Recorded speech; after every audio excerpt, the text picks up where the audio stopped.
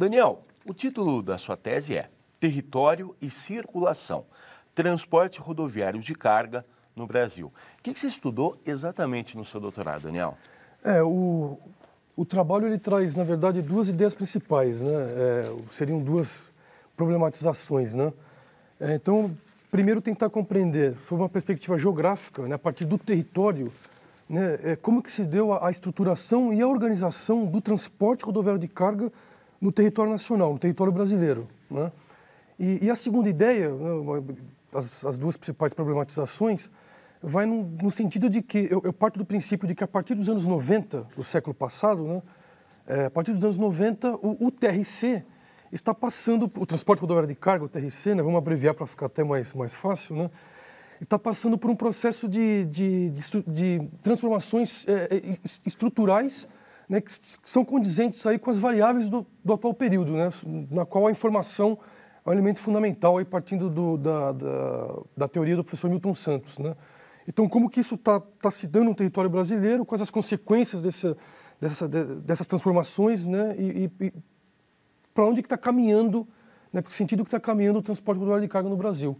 Pensando nessas duas perspectivas, primeiro, talvez que recue mais no tempo, como Sim. se deu, foi uma opção claramente tomada pelo Brasil pelo transporte ser realizado através de rodovias, em detrimento de uma importância maior para o transporte ferroviário ou marítimo. Isso foi pensado estruturalmente ou as coisas foram acontecendo no ritmo das transformações, um pouco sem um planejamento mais estruturado? Na verdade, a tese passa um pouco por essa questão bem no início, né? Embora não seja assim um objetivo em si, né? E na verdade é um tema ainda, na minha opinião, muito pouco estudado no país, né? Se fala muito de que a partir do Juscelino, por conta do plano de metas, o lobby das indústrias automobilísticas, etc., mas ainda houve pouca pesquisa em relação a isso, né? Ainda, eu acho que é um tema em aberto ainda no país. Eu, particularmente, eu acredito, pelas leituras que eu fiz e pela própria investigação, de que o governo do Getúlio, o primeiro governo do Getúlio, ainda lá no Estado Novo, etc., né, já começou com esse processo de dar de privilegiar o transporte rodoviário. Aí acontece o seguinte, fato, como você colocou, é um período em que ainda a navegação de cabotagem e o transporte ferroviário predominam no país, do ponto de vista dos transportes, né?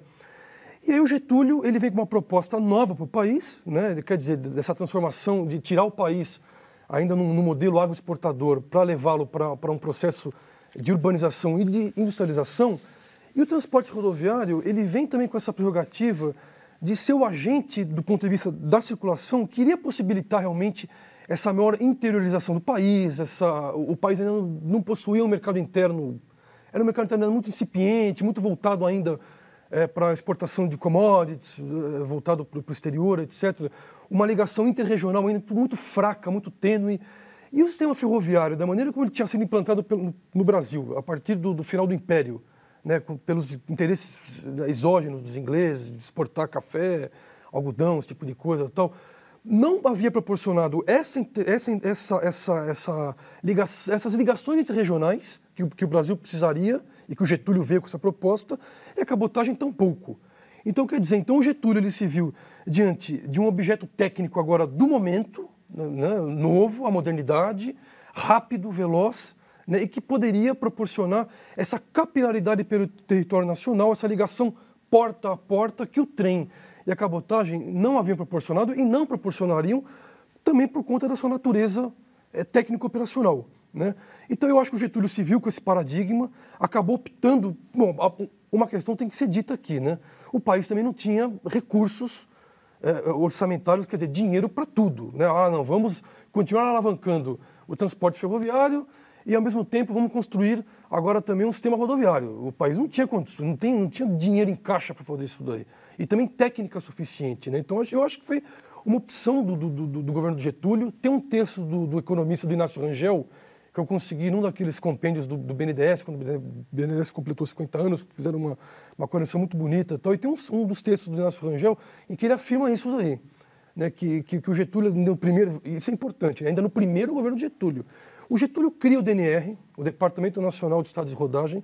O Getúlio cria todo o arcabouço normativo que vai passar a incidir sobre o transporte rodoviário, a questão tributária, impostos ligados, né, à compra do automóvel, impostos também que incidem sobre a venda do combustível, óleo diesel, gasolina, etc., que são impostos que vão passar a financiar essa expansão rodoviária do país.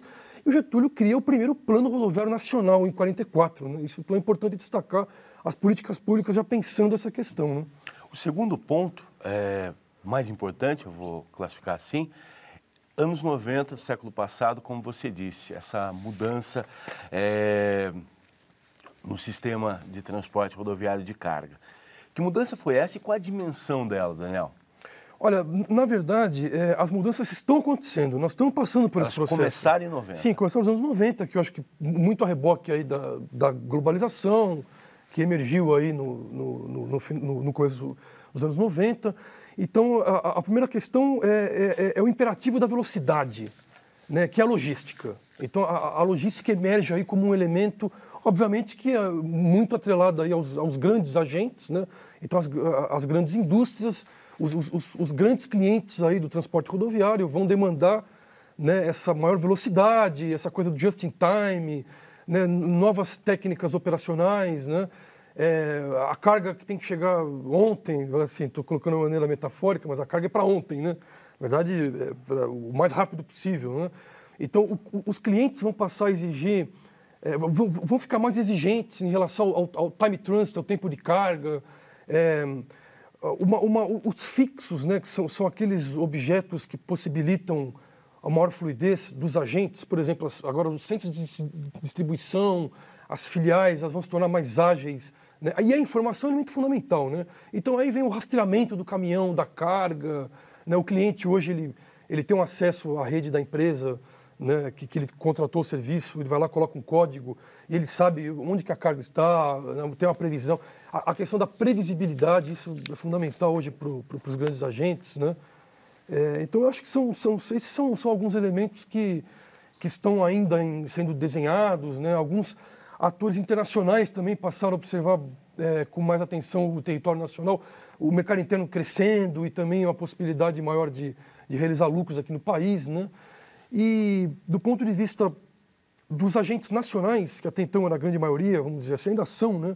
Mas o que está acontecendo? O transporte rodoviário de carga no Brasil está saindo de um patamar muito familiar ainda, romântico, lá do caminhoneiro autônomo, que depois se tornou o empresário, ainda numa maneira muito romântica de desbravar o país, etc., né?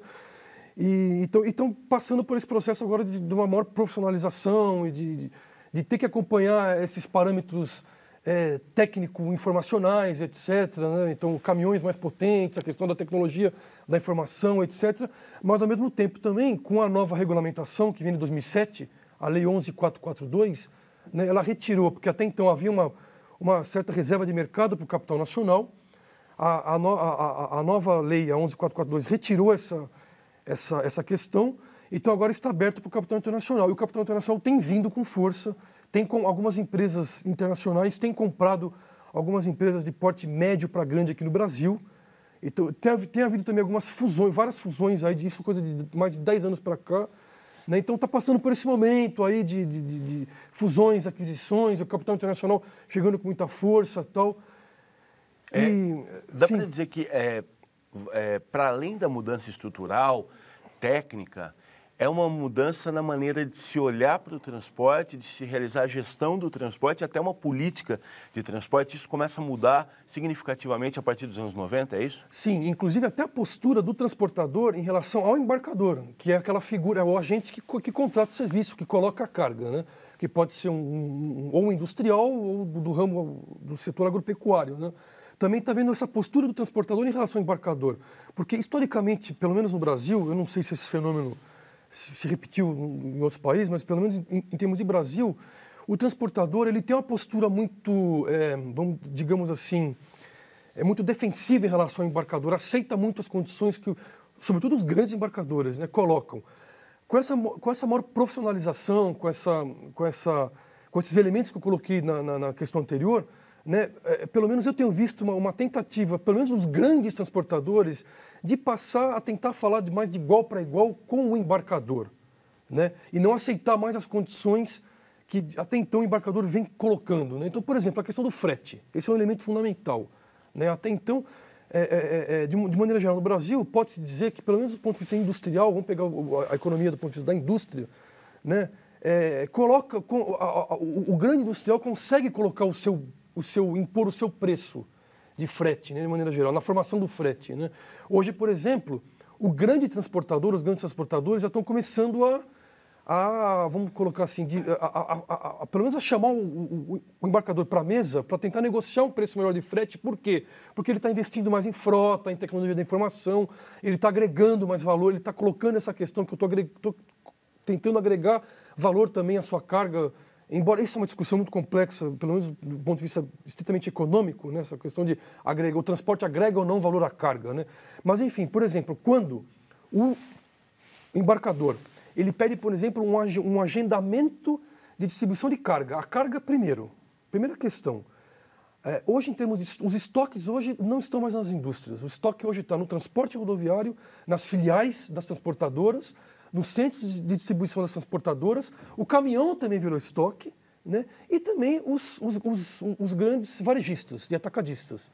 Então, a indústria conseguiu passar esse custo de estoque, que é um custo, certo? Para você monitorar tudo isso, gerenciar estoque, isso implica num custo.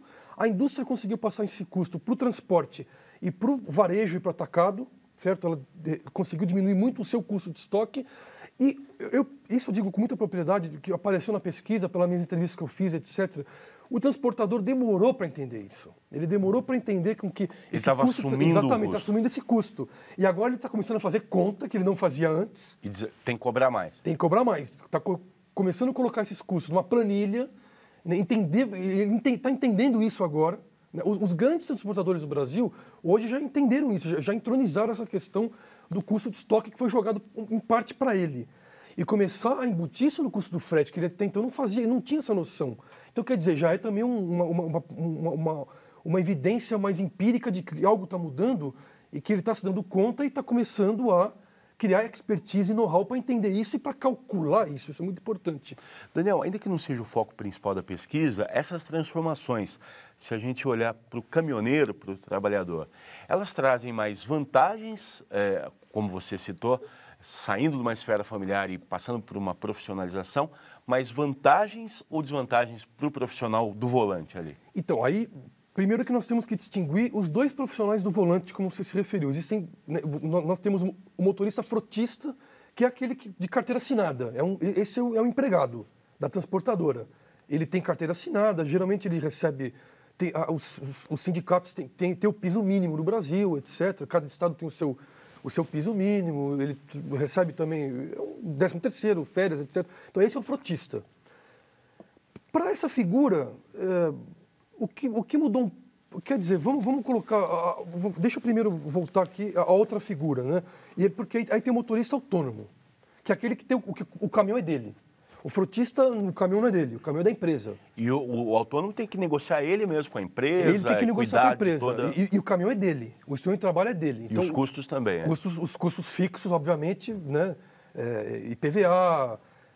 a lavagem do caminhão, a manutenção, peça, combustível, pneu, ele que tem que fazer essa conta. Então, o que acontece? Então, nós temos duas figuras, e a própria, regulamentadas por lei, discriminadas na lei 11.442, né? Mas o próprio autônomo, também existem dois tipos de autônomo. Então, tem o frotista aqui e tem o autônomo. E o autônomo, também existem dois tipos de autônomo. Existe o autônomo agregado e o autônomo que é o independente. O agregado, a princípio... Ele mantém um contrato de exclusividade com o transportador. Mas com o caminhão dele. Com o caminhão dele. E aí a remuneração, ou por viagem, ou por diária, geralmente por diária, né?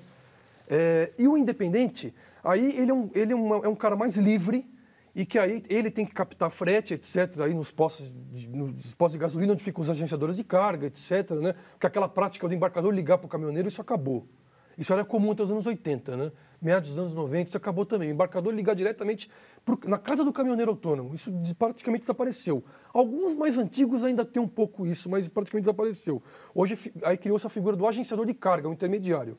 Mas vamos retomar aqui. O que acontece? Para o autônomo, eu diria que a situação está complicada. Está complicada porque essa exigência técnico-operacional que vem imposta pela globalização, essa coisa da velocidade e tal, acabou fazendo com que os embarcadores não optem mais, sobretudo para cargas de maior valor agregado, que a princípio ensejam fretes mais elevados, certo? Primeiro, retirou esse tipo de carga do autônomo. Hoje o autônomo ele ficou com, entre aspas, com a sobra, com cargas de baixo valor agregado, material de construção, areia, cimento, cargas assim que tem pouco valor agregado, né? E o custo fixo do autônomo está cada vez mais alto e o frete está cada vez mais baixo e a competição é muito grande, né? São cerca de quase 1,5 milhão de autônomos no Brasil, né? Então, quer dizer, o que eu detectei na pesquisa? Que a precarização do trabalho para o autônomo está atingindo um ponto assim, próximo do que eu chamaria de insuportável, né? Para o frutista, ele ainda tem uma carteira assinada, não tem que ficar procurando frete, etc., tem um trabalho mais fixo, mas também um trabalho, uma carga de trabalho muito intensa também, apesar de ter uma possibilidade maior de ganhar um extra, tal, porque eu tenho o seguinte, temos que inserir o que no meio aí? A Lei 12.619, que foi aprovada no ano passado, que regulamentou a profissão do motorista de caminhão, que ela não era regulamentada. E essa lei vale tanto para o autônomo quanto para o frotista. Então essa lei trouxe, por exemplo, algumas questões que foram interessantes aí para ambos, né? Por exemplo, o tempo de direção. Agora tem um período mínimo que ele pode ficar no volante ininterruptamente, tem que fazer paradas a cada 4 horas, de 15 minutos, não pode rodar mais do que 12 horas por dia, porque até então, assim, o empresário viu o motorista como, né? É por isso que o motorista tomando muito rebite, esse tipo de coisa, porque ele tem que girar cada vez mais, né? Isso, o autônomo. E tem casos também de relatos de que alguns frotistas também tomavam rebite, etc., porque tem que cumprir uma carga horária assim, sub-humana, né? Que era colocada pelos empresários. Apesar de ter registro, carteira, tal, ele tinha que estar rodando, ganhava uma hora extra lá, que realmente era uma coisa muito pequena também, né? Então, essa lei veio para dar uma melhorada nessa questão, né? Eu diria que para o frotista foi mais benéfica. Para o autônomo, como ele ainda tem que continuar rodando, etc., o próprio autônomo ainda não entendeu um pouco ainda essa lei, que é vantajosa a ele, né? Tem algumas críticas em relação a isso e tal, né? E os próprios autônomos ainda estão no momento de rearranjo, reacomodação em relação a isso. Mas eu vejo que está indo para um caminho bastante complicado, viu? A curto prazo, tá? Daniel, a sua pesquisa detectou, isso olhando para o território nacional como um todo, 23 nodais você chamou nodais de nível superior, polifuncionais e monofuncionais. Isso. Para entender sua pesquisa, acho que é fundamental entender o que é nodal e o que você encontrou aqui, né? O que é um nodal exatamente? Sim. Os nodais, porque é o seguinte, voltando àquela primeira questão que você colocou, quando eu apresentei aquela primeira ideia principal do trabalho, né? Como que o TRC se estruturou e se organizou no território nacional. Então, eu acho que como quase toda atividade no país, obviamente que elas se estruturaram e se organizaram de uma maneira muito desigual no território nacional. Isso em quase todas as atividades, né? Então, houve uma seletividade espacial no país, com concentrações em algumas porções do território nacional, e com rarefações em outras partes do território nacional. E com o transporte rodoviário de carga não foi diferente. Então, o que acontece? Eu parti do princípio de que uma rede geográfica, né, ligada ao meu objeto de estudo, o TRC, fosse capaz de evidenciar essa seletividade espacial, né, que é uma característica também marcante da estruturação e organização do TRC. Então, nessa rede geográfica, me apareceram 23 nodais, então são pontos, são zonas no território nacional, certo? Em que é possível, em que há uma densidade de um conjunto de elementos, certo? Ligados ao meu objeto de estudo. Tá? Aí eu coloco como um trinômio, né? Então, há uma concentração de agentes, aí transportadoras e caminhoneiros autônomos, há uma grande concentração de fixos especializados, então aí são as filiais das empresas, né? E, por exemplo, as concessionárias de caminhão no Brasil. Aí são 20 e poucos elementos aí que eu mapeei isso daí, né? Então tem 1.400 concessionárias de caminhão no Brasil, certo? Tá? 800 e poucas concessionárias estão nos nodais. Fora dos nodais, 1/3 mais ou menos, etc. É um número vai ficar muito por aí, todas essas variáveis, né? Então, por exemplo, pegar um outro fixo aqui. As unidades do SESC e Senat. As pessoas conhecem muito o SESC, o SESI, mas também tem o SEST, com T de transporte, Senat, com T de transporte, né? Então, onde estão as unidades do SESC? São, se não me engano, 100 e poucas unidades do Brasil, né? Poxa, 100 estão nos nodais. Por quê? Porque onde tem muito caminhoneiro, onde tem muita atividade no transporte rodoviário, quer dizer. E outro elemento é a rede rodoviária.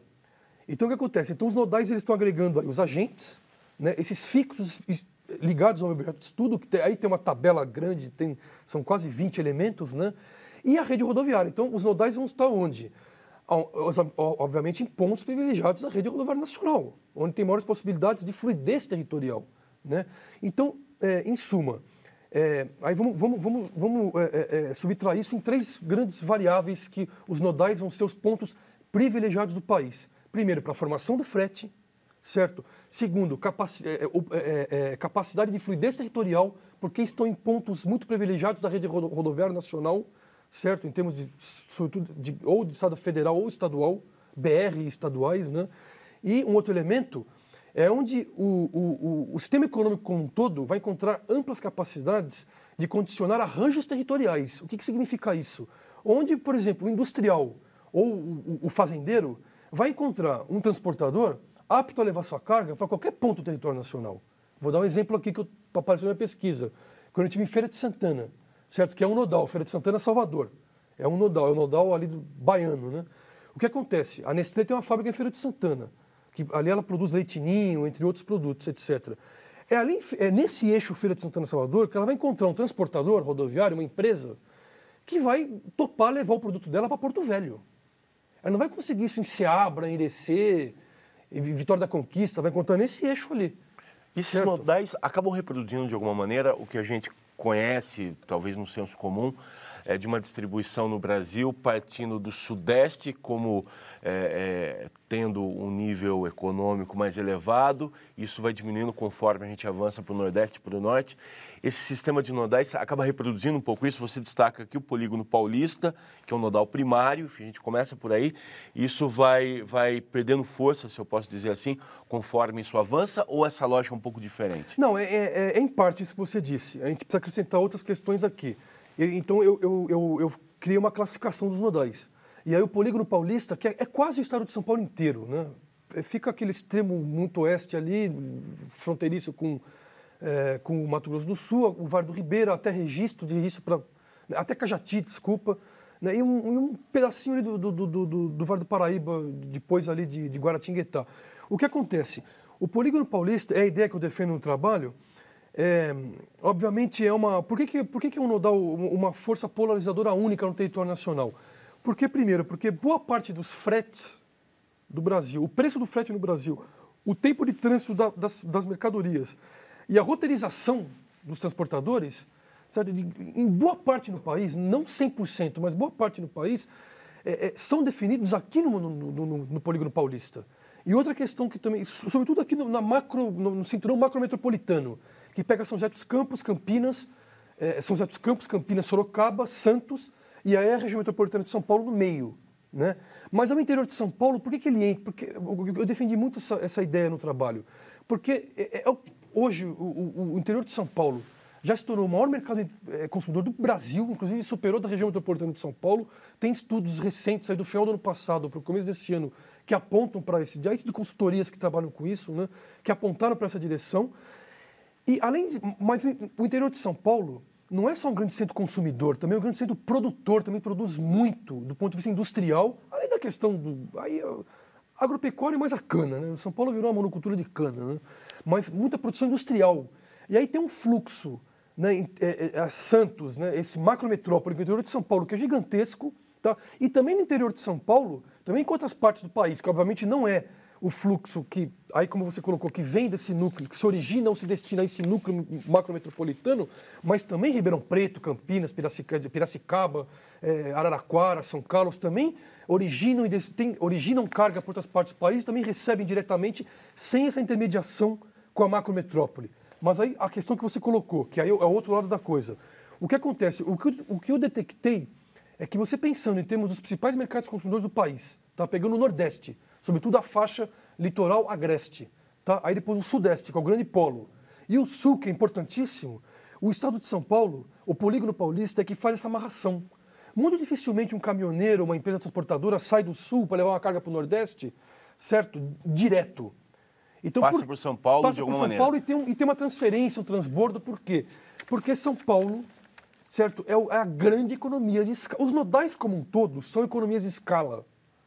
Mas o polígono paulista é a principal economia de escala, certo, do Brasil. Então a chance dele vir com um caminhão do Sul ou do Nordeste, certo, não totalmente cheio, né? E depois ele completar esse caminhão aqui em São Paulo é muito grande. O frete retorno, isso é importantíssimo. Um transportador do Sul foi para o Nordeste e está voltando para o Sul. Onde ele vai conseguir frete retorno para o Sul, certo?